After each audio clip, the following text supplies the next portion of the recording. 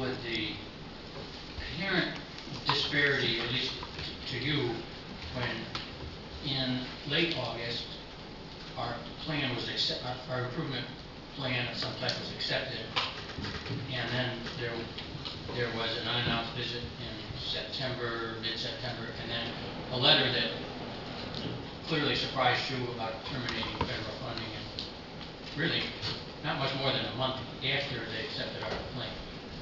And so my question is, I'm trying to understand why, because you're clearly defining improvement. So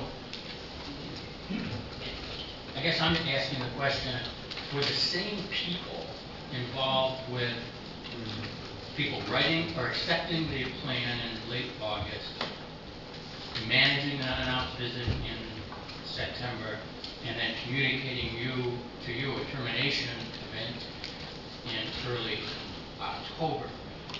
I'm just asking, was there any connectivity between August 30th and December 2nd as far as the people managing that flow of decision making? Were they the same people, or were they completely different group of people? The ultimate decision makers were consistent throughout that process. I'm wondering, Ken, if you think this might be an appropriate time to join me. I'm always looking for company up here. Let me introduce Ken Albert. He is the director for our Division of Licensing and Regulatory Services. And Ken, perhaps you might want to provide some background regarding the division and its role on behalf of the federal government. It is important to acknowledge that there is a firewall, certainly within the department, in my capacity, overseeing the hospital, and certainly within the same department, having the division that is also responsible for licensing and surveying of hospitals. Thank you. I'd be happy to do that. Just briefly, through an agreement with the Secretary of the U.S. Department of Health and Human Services. Can I ask you to pull your mic closer? Absolutely. Thank you.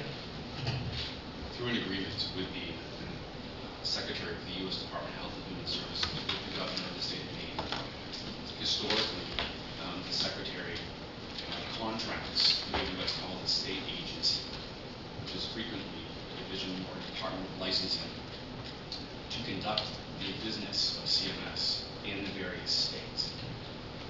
For the state of Maine, the DLRS is that state agency.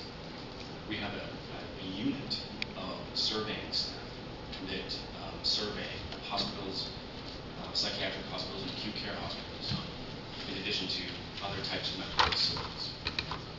We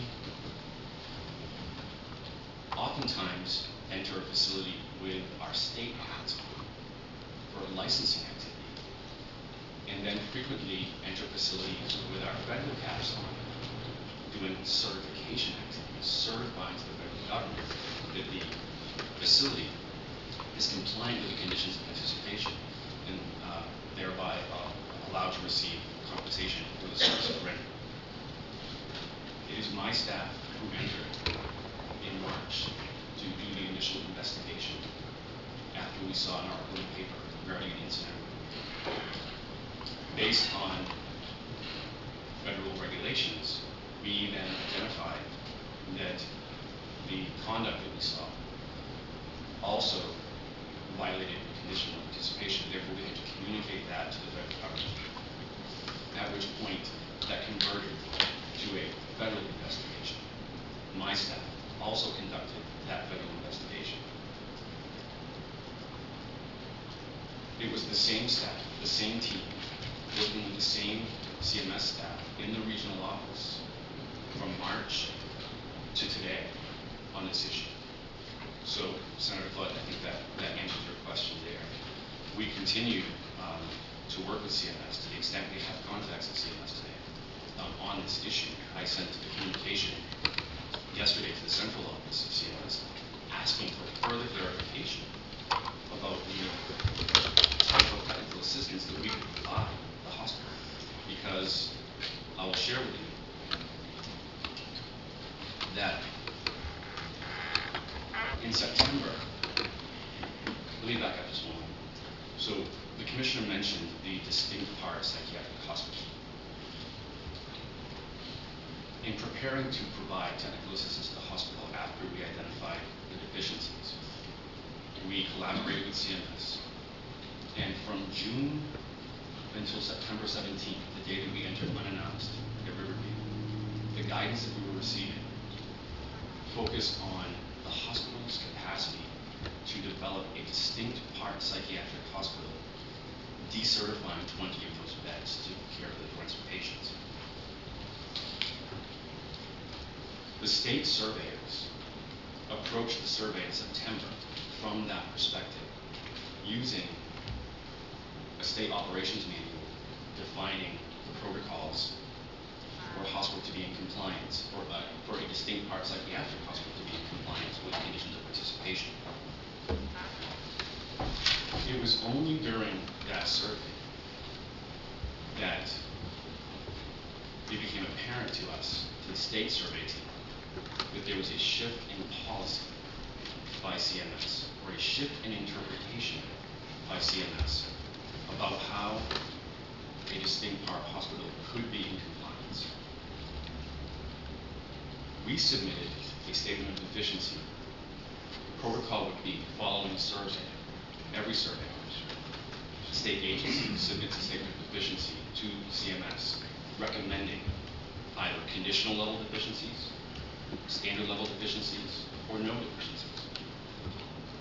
In this case, we recommended standard level deficiencies, which would not have kept Riverview on a termination track. It's important for me to say here that we as a state agency must maintain an effective working relationship with our federal partners at CMS. It's critically important.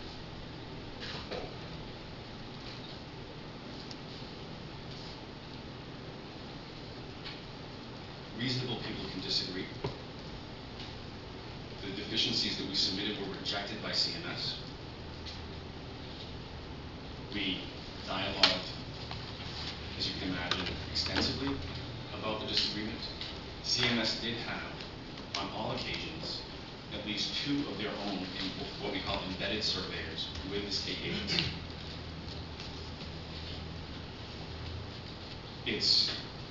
And I actually requested that because, as the Commissioner just described, there is a firewall between my office and the Commissioner with regard to licensing and certification activity because of her responsibilities to oversee the hospitals. I cannot communicate with the Commissioner regarding federal findings. That is the responsibility and obligation of the federal government. The state agency only makes recommendations regarding those findings to the federal government. And it's their obligation to release their information to the Commissioner. We submitted a statement of deficiency that was rejected by CMS, which does not happen often, I will tell you. And in this situation, CMS, the 2 surveyors who were on site at Riverview, ultimately drafted their own statement of deficiency, which was delivered to Riverview and the Commission. Senator Clay, continue, please. Thank you very much. That's very detailed, and I think just what we needed. The federal, so it sounds like, I'm not sure if I'm using the right word, but the state experts do some of this survey work under the auspices of the federal government, either under contract or there's some kind of an understanding. So that's typical. Sounds like that work is typical. The 2 embedded surveyors that you referenced, I think you referenced them in the September unannounced visit. Were there also embedded surveyors involved in anything prior to that, in March or May or August or any of the other times you referenced, Ken? There were not embedded surveyors in March. That was an initial state investigation. Basically, it was a state complaint investigation. There were federal surveyors in May and also in September. And can I ask, were they the same people in May as they were in September? One of the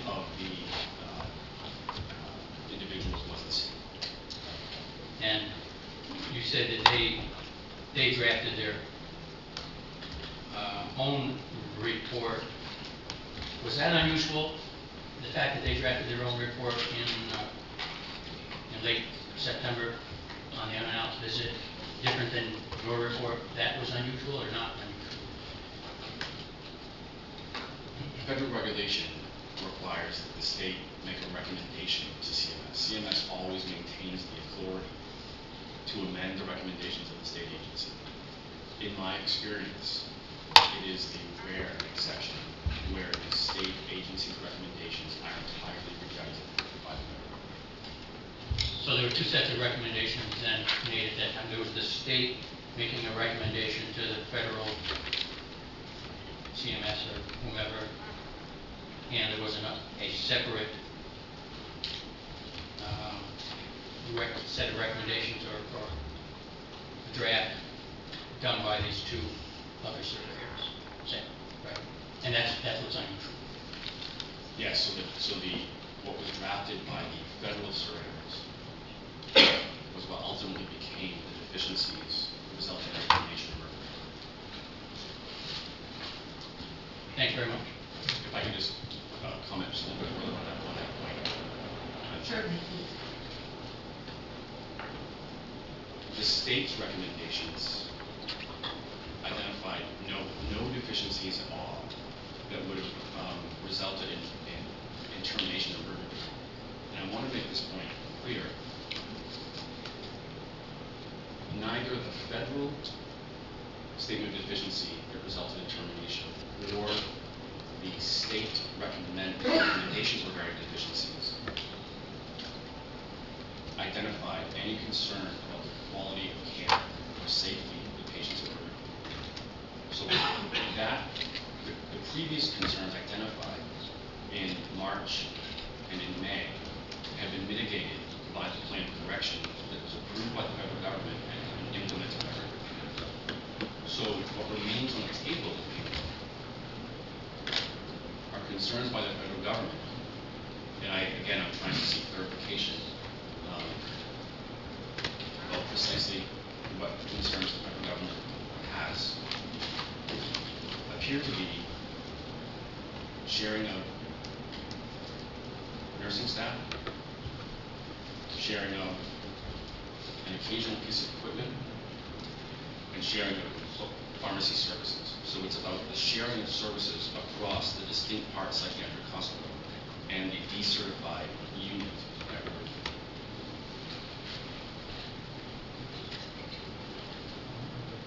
Senator Clay, you done? Yeah, thank you. We have a list of individuals that are on the committee that would like to ask questions. I'm going to ask you to stay at that seat if it's okay with you. Take the questions are directed to you, Mr. Evans. Thank you.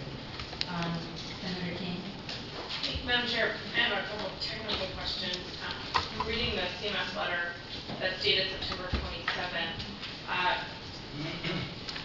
It seems to be retroactive to September 2nd. And I'm trying to understand, Commissioner, this question is probably for you, based on your prior response, by your cautious optimism. My concern is that means, from a fiscal standpoint, my concern is what does that mean with the back date to September 2nd for us? And what are the implications for us financially? Because I have to imagine that during that time between the 2nd, the 17th, and then the 27th, there were federal funds that did come our way. And what is the implication for those funds during that window of time? Important to understand that not all clients at Riverview today, or prior to the termination decision, were eligible for federal funding. There are a number of forensic clients, as you know, based upon discussions at the legislature, that are ineligible for federal funding. The decision, and I will seek clarification and respond back to you if I am stating this incorrectly, but as I understand it, clients that were in the hospital effective September 2nd remain eligible for federal funding. Any new clients admitted from September 2nd on would be ineligible for federal funding. How many of those are there that you anticipate being affected? This is where, as I tried in my previous response to explain the types of federal funding that are in question. There is direct Medicare reimbursement, which is a fraction of the federal funding received by the hospital. The other source of federal funds, which is why I am trying to cautiously explain the process that we are undertaking to evaluate the DISH funding that is received by the hospital and the extent to which that is in fact affected by this termination. And that is the larger, much larger, in excess of 18 million annually for the hospital. And that is, as I indicated, where we have received recent legal consultation that gives rise to some additional optimism about the state's ability to continue to draw down additional funds. Okay, I'll come back for my other questions. Well, But I think if I could, I think that is in fact the challenge of these types of discussions that clearly, as I'm sure you saw in the communication from the Attorney General, we are sorting through a number of legal documents, trying to develop a greater understanding of this.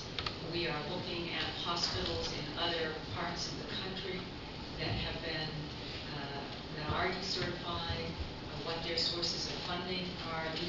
This is a process that will produce, hopefully, solid answers that we can report back to you.